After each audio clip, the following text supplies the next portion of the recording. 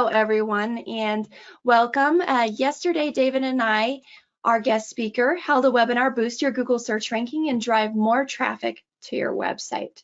So we had a really great webinar and conversation yesterday. David's an expert in SEO from Solutions for Growth, and we talked about a lot of beginner level SEO things and got an understanding of what SEO is all about and how it works.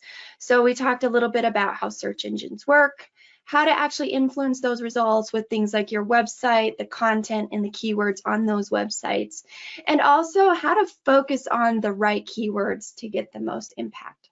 So we had a ton of engagement and a ton of questions come in during that webinar. We didn't get through all of them during the live webinar itself, so we wanted to make sure we come back here and answer some more of those questions. So David has graciously given his time again. So David, I want to welcome you and thank you for giving us the time to answer more of these wonderful questions that our audience had yesterday. Thank you, Stephanie. It was great to be part of your team yesterday and share all this important information about SEO. And we had so many questions, so glad we're having the second video to answer these questions and provide more information to folks.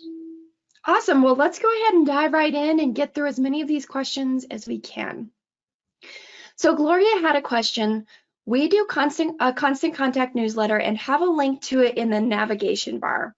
Would a blog be redundant? Well, kudos for having a constant contact newsletter. A smart thing to do. And it's nice to have a link to it on the navigation bar. And no, having a blog is not redundant because the content that appears on the Constant Contact email is actually hosted at Constant Contact. So it's not providing any value to you from an SEO perspective. So I would strongly recommend having a blog on your website so the content resides on your domain in your hosting account. That is a wonderful question and a great answer there, because I know I've seen that question come up even in the past when we've talked a little bit about SEO. So this next one comes from Roy. Can I use SEO to improve traffic to my Shopify page? The short answer is yes. Shopify has various tools that will help with SEO, and by all means, you should use those tools and follow also what we spoke about yesterday to drive more traffic to your Shopify page based on your organic ranking. Very good. And a follow-up question to that is, I'm not exactly sure how Shopify works with their web pages and everything, but would they have to be using the Shopify website and then have their own domain associated with that in order for the SEO to work? Yes, you should have your own domain if you're using a Shopify website, by all means, yes. Perfect. All right, so I know Susan was one of the people who asked this question, and I believe I saw a few others come in from this. Lots of questions about those all-important tags that we talked about yesterday. But the first question on tags is, how do I add the tags to my website? So tags are the H1, H2, and H3 tags that help Google understand what the content of the web page is. And tags are added on two sections of a web page. It's called the head and the body. So you can manually enter those or have a web developer enter those for you. If you have a WordPress website or some other platforms as well, there are plugins that help you add those tags to the website. You basically install the plugin. It will pop up with a couple of windows where you add the tags to the various sections of the site, and you click submit, and you're done. Very good. So this next one regarding the tags, H1, is it better to have only one H1 tag per page, or is it okay to have more than one H1 on a page?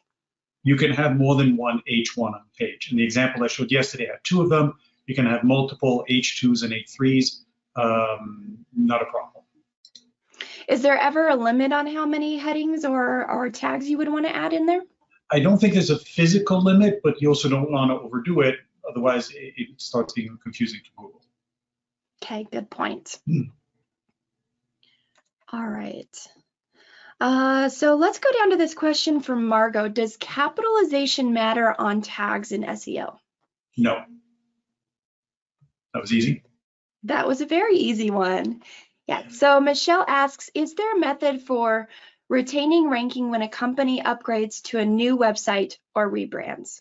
Smart question. So there, when you mean upgrade, I'm assuming redoing the website. So as long as you maintain the domain, that's crucial. You need to maintain the domain and the current URL structure, so the various subpages from the homepage. So keep those intact because that's how Google knows how your website is structured. If you're currently ranking well, I would also encourage you to keep the current content on the website, because if you start taking content away, that's going to hurt. If you start changing the content and maintaining the same quantity of it, it may hurt. So when you're rebranding or redoing the website, it's a great opportunity to, first of all, install a blog and also consider adding more content to the existing web pages that is keyword rich for your purposes. Very good points there to make in terms of rebranding and restructuring. Very good. So Tracy says, I sell thousands of products on my website. How do I strategically use keywords for that many products and their spelling variations? So if you're selling thousands of products, each product should have a title, H1 or H2, depending if it's categorized, and then H3 for the name of the actual product, and make sure there's an alt tag behind each picture of the product. Alt tag is the description that helps Google understand what the picture is about. And if there are spelling variations, that gets kind of tricky. I would lean towards not, each case is different, but I would lean towards not using spelling variations, because in most cases, Google is smart enough to understand what typical mistakes are made, and it will have an understanding of what the searcher is looking for. I think if you start getting into spelling variations on a website with thousands of products, it could be a never-ending job. So there are probably other things you can be focusing on for SEO purposes beyond just spelling variations. Great. Would you say, so thinking about optimizing for SEO with that many products, would you maybe start by picking out your most popular products to think about the keyword structure and everything on them? Yes, Stephanie, that's a smart approach. I mean, it's unrealistic to rank for thousands of products because it's just unrealistic. So if you want to focus on the top, if you have thousands, let's say start with 20 and rank well for those 20 products that are your biggest sellers, the biggest profit makers, the ones where you have the biggest market share. Focus on those. In marketing, whether it's SEO or email marketing or direct mail, you know, the more targeted you are, the more specific you are, the better results you're going to get. Very good. Awesome. So Christine says, the businesses that come up directly beneath the map on Google's first page, are these specifically ranked by geographic proximity? Yes, absolutely. So Google knows where you are, where you're doing the search, and it will match up the keywords for the businesses that you're looking for and also your proximity to them. And a follow-up question to that, is that all set up through the Google Business Profile that we were also talking about yesterday? You're right, Stephanie. So the way Google knows where you are is based on the Google profile, as well as other citations or other directories that exist out there. So they will look at, it could be Yelp reviews, it could be your listing on the Yellow Pages, industry directories, and they kind of match up all of those, all that information. But the primary one is Google's own listing. And talking about citations, make sure that all of your listings on every citation or directory is 100% consistent with all your Google profile information. So if you are at 123 Main Street, make sure that they're all 123 Main Street and not 123 Main ST or things like that. Make sure your phone numbers are all the same. The moment there's a discrepancy in any little bit of that information, it gunks things up and it affects your ranking. Great. Yeah, I know Google is very particular about the tiniest of details. So yes, that's a wonderful point there. So Lisa asks, or has a question about keywords. Is the 2 to 3 keywords used per page in a blog the same amount of keywords you should use per page on your website to gain hits to your website? Yes, yes. You don't want to overuse keywords. Typically, when we write content for a client, we'll put between 2 and 4 keywords. Yeah, the short answer is yes, 2, 3, 4. If you're writing a 3,000 page article, you could use a few more, but don't overdo it. Again, the copy that you're using needs to have natural language, and don't force those keywords. Yeah, so I would read through it and make sure it sounds like an actual human wrote it, and because otherwise, if you've got too many keywords in there, it's just going to sound too forced and unnatural and turn people off. Right. So I saw this question a few times from people, and they want to know, like, how does Google know you have a blog? Is it just the word blog? I also saw some questions in there, like, can they label it news or FAQs or something like that? Does that matter? It does not matter. Having the word blog certainly helps Google understand what it is, but Google recognizes the type of information that's on the page. So you can call it updates, news, the latest, notes. It doesn't matter. You don't have to use the word blog. Awesome, very good. So Carmen asks, do you need to display your address on Google Business Profile? As a home-based business, I would not want my address to display. So you do have to enter your address because Google, let me take a step back. Google will only list businesses that have a physical presence. So for example, an online business will not have a Google My Business listing. If you are a home-based business and you don't want to have people come to your home office, for example, what you would do is you would enter your home address, and then you set up the service area, which is the area that you service, and then you would hide your business address. So that's how it's done. Okay, very good to know that. I know we've got a lot of people, especially working from home these days. Mm-hmm. All right, this next one comes from Sherry. It says, Google will not allow us to claim a business account because we don't have a brick and mortar office. We currently only have a virtual office. What ways can we overcome this? A similar answer to what I shared earlier, that is, if you have a home office, you are able to hide it, but it needs to be a business that has a service area. So for example, if you are a plumber and you have a home office, you put it in, then you hide it, and you say that in this city, this is where, that's my service area. If you are literally a virtual business with no physical presence, that likely is not going to fly. Also, in the past, Google allowed PO boxes or addresses of places like the UPS store where you could have a mailbox.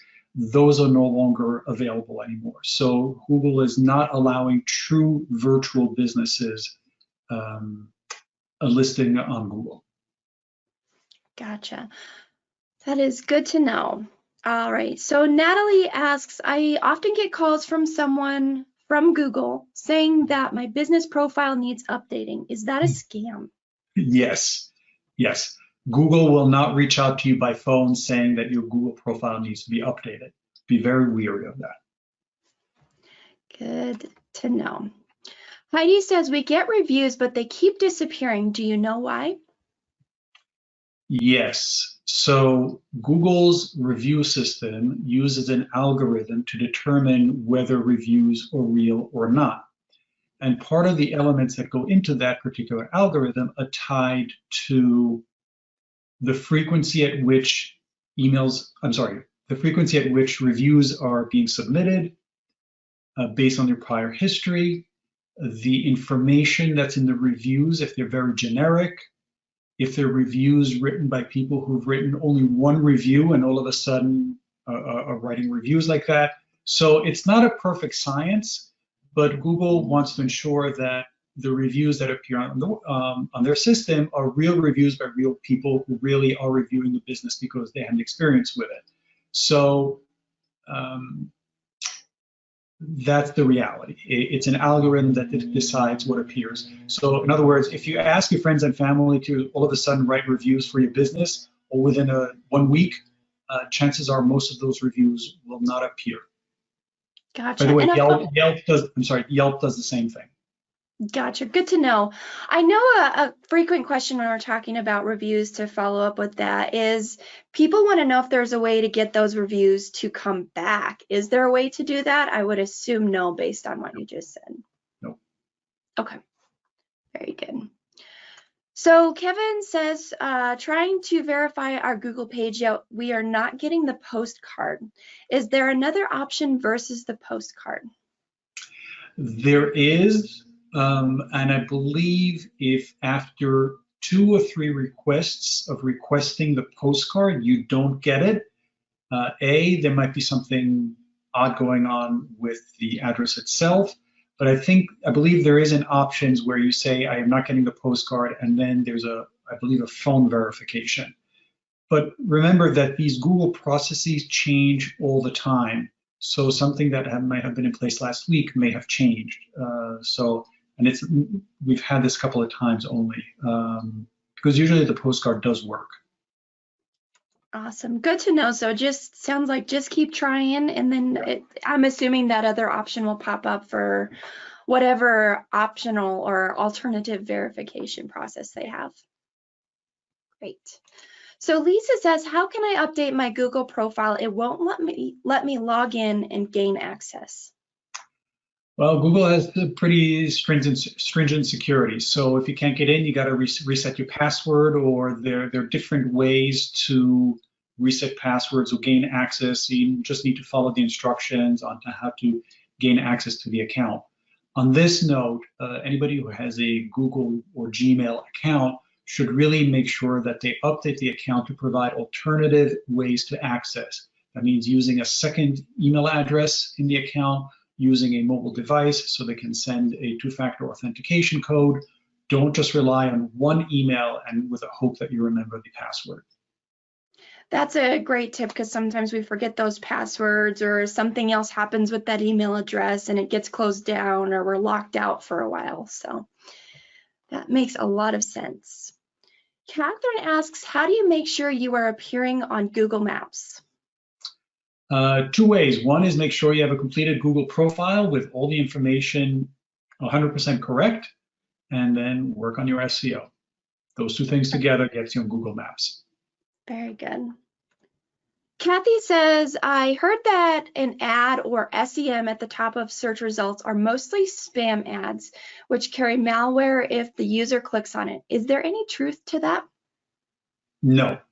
The ads that appear at the top of Google are real ads that are presented by Google.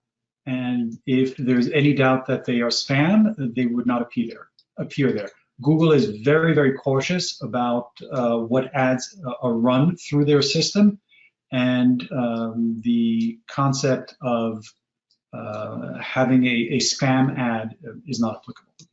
Basically, I think they just have like a whole review process that takes 24 hours or something like that, if I remember right, before it'll go live. Is that correct? I don't believe there's a review process anymore. I mean, they do review it, but it's immediate because it's done by systems. Okay.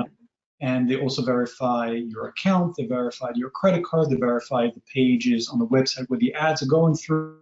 So they're pretty buttoned up. So we run a huge amount of Google ads on an ongoing basis, and that has never been an issue, nor very honestly have I seen anything about Google running ads for spam or businesses that are not reliable. Very good. I was interested in that question too, because I had never seen anything that seemed like it was malware or anything in the ad section. So this next one comes from Amber. Any info on Google ad grants for nonprofits? Is it worth the trouble of setting them up? Oh, yes, because Google has a whole world of services available to nonprofits. Just for example, they have a Google Ads program or Google Ads grants for nonprofits that gives you a substantial amount of money to nonprofits to run Google Ads. So is it worth the trouble? Yeah, it's free money, and it can only help. Try it. If it doesn't work, walk away, but otherwise you may be leaving money on the table. Great. And I think there's actually, if I remember right, a blog post on the Constant Contact website on Google Ad Grants for nonprofits. So after we're done recording this, David, I will see if I can track that down so that I can provide some more information on the page for you. So look for some more information underneath this video. Yeah. So Ariane asks, should a company who only has a storefront, no e-commerce, pay for Google Ads? Oh, of course, certainly. Google Ads is not only for e-commerce, it's for any product or service. We run Google Ads for personal injury law firms. It doesn't matter what you're selling. If you're selling something that someone is looking for, you want to run an ad for that, no question. Awesome. So Buddy says, are the rankings based on the master domain or is it by a subdomain? For example, they have www.knightsquest.org and the blog is on blog.knightsquest.org. Very smart question. Every page has its own ranking. It's not just the website. So your homepage might not rank very well, but you might have an internal page about a particular subject, and that ranks better than the homepage. So each page is individual. So would you want the blog to be at instead of blog.knightsquest.org, to have it be on the main site so it doesn't have that difference in the URL at the top? Yes and no. In a certain sense, it doesn't matter because, again, Google will understand that the blog.knightquest.org is connected to the original domain.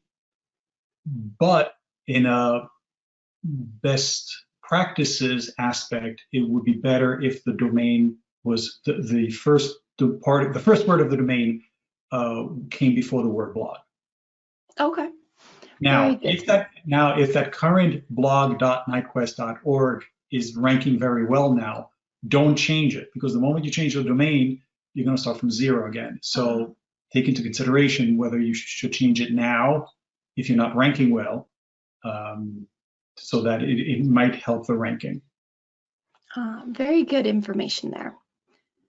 Shaquille asks, what are the best plugins for SEO?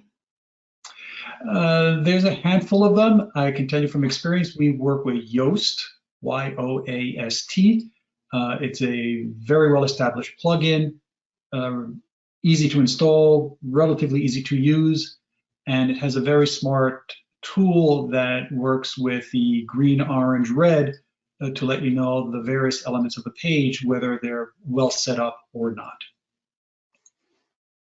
Very good. And this next one is a specific question for you and the work that you do. Lisa asks, what kind of industries do you work with? We do a lot of work with professional services firms, such as coaches, attorneys, doctors, consultants, engineers, architects, and so on. But we are industry agnostic. So we do everything from industrial heaters to pediatric dentists to retailers, e-commerce.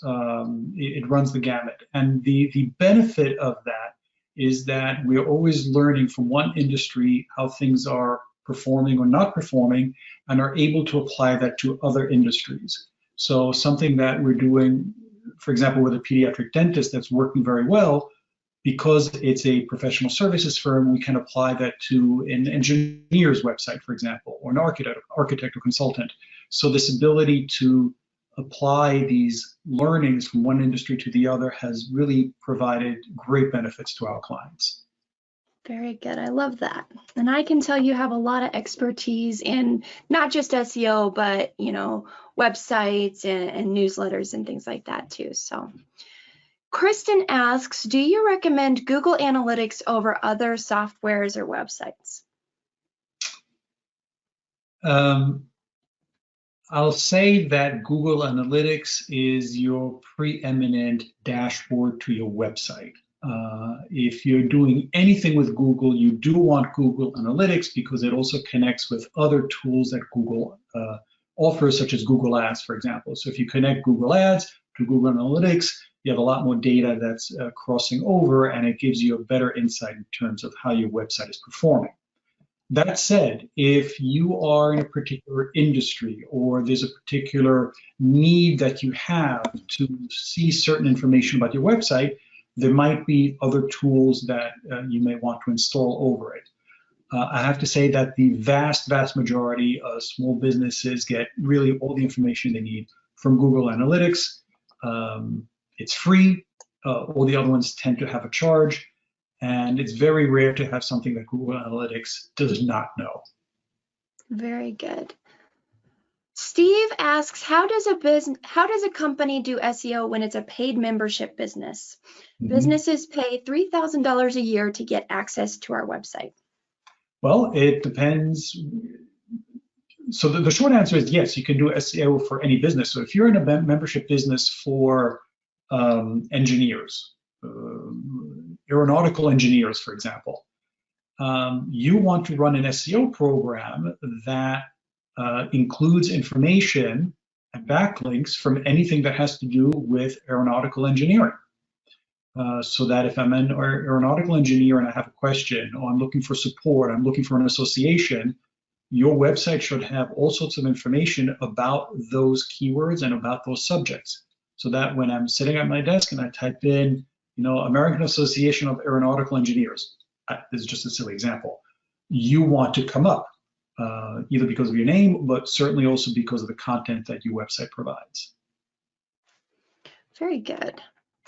So Veronica asks, if you are using Google Sites, is that a good advantage for domain authority? No. The domain authority has virtually nothing to do with a hosting account unless it's hosted in another country, because you could have a Google domain, a Google site with a one-page website that has a domain authority of 3, and you can have another website that is much more substantial, not from Google, and you can have a much higher domain. So the short answer is no. Okay, perfect. Deb asks, should you use symbols and keywords such as the # or the @ And I'm assuming that's with keywords or maybe even those tags we talked about earlier. No, this has nothing to do with a hashtag or like you would have on Instagram. No. Okay. So yesterday when we ended, I asked you some final thoughts, and you mentioned, we're doing all this work to drive traffic to our website through SEO. We're getting them to our website, and so you suggested we have a way on that website to capture their email address, get them in our system, so that we can start to communicate with them later on via email. Right. So I know you're pretty familiar with what you can do in Constant Contact and how that would all work. So Bob wants to know, how do you do this in Constant Contact, and do you use drip marketing? And he says, I want to put together an informative file for the potential customer. What kind of advice do you have? So I'm assuming that the potential customer is someone coming to Bob's website to learn information about their company.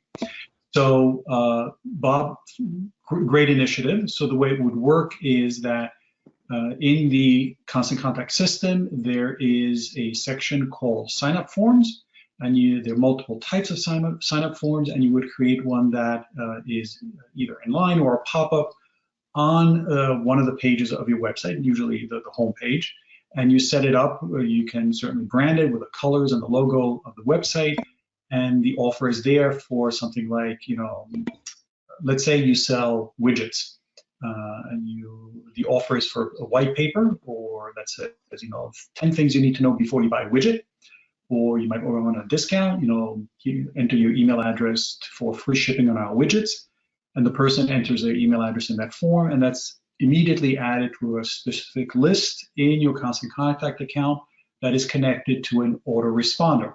An autoresponder is a series of emails that are pre-written and preset that is triggered when an email address is added to the list connected to that autoresponder. So that happens, the first email goes out, it says, Dear Bob, here is the coupon for 20% off the widgets. And then the autoresponder is set up, for example, every 5 days to send the next email out. These are all pre-written and pre-scheduled. So 5 days from now, the person receives a second email with information about widgets or your company or another promotion, something like that. We've developed a large number of these campaigns. I can tell you they work very well because it's a smart way for a company to nurture someone who comes to their website. You see, a website is like a store. You want to keep them in the store as long as possible, get a little piece of information from them so that you can continue communicating with them. Marketing, after all, is communication, so that on a regular basis you stay in front of these people, remind them of your business, remind them how their life will be better when they buy your widgets. Very good. That's a great explanation. So Cynthia asks, do I want to send them from my website or from my newsletter to my website? Is there any benefits to doing that? Absolutely, yes. One of the main goals of an email newsletter is to drive people to your website. So for example, when we custom design templates for our clients, we're very careful because we put the menu bar from their client's website in the email. So it's very easy for people who are viewing the email to click on links on About Us and services and products and so on. And that is it becomes an important driver of traffic to the website. So yes, Cynthia, certainly want links in your newsletter to your website. Couldn't agree more, and you're going to get a lot of value out of just doing that from your email subscribers, because you can start to see from your reports of who's interested in what topics or products on your website even. So a lot of great benefits to doing that. So David, I do see we are out of time for today. I want to thank you again for being here. Any final thoughts before we close out today? These questions really give a sense of the information that people are hungry for in terms of marketing, especially digital marketing, whether it's SEO or Google Ads or websites or email marketing. And we've been a certified solution provider of Constant Contact for 12 years. And we're delighted to talk to people and provide, obviously, our services, but also education. So I encourage anybody to go to our website, which is solutionsforgrowthllc.com. And there's detailed information on the services we offer to small businesses, and we'll be happy to explore how we may be able to help you to grow your business. And I want to thank you, Stephanie, and Constant Contact very much for this opportunity to share this information with your customers and market. Awesome. I was so happy to have you. And David will also share a link on the page under this video. So if you're looking for how to get in touch with David and to work with him and his team, we're going to post that there and you can find out more information. So, all right. Well, thank you again, David. And we're going to go ahead and close out. And I hope you have a great rest of your day. Thank you. Take care. Bye. Bye.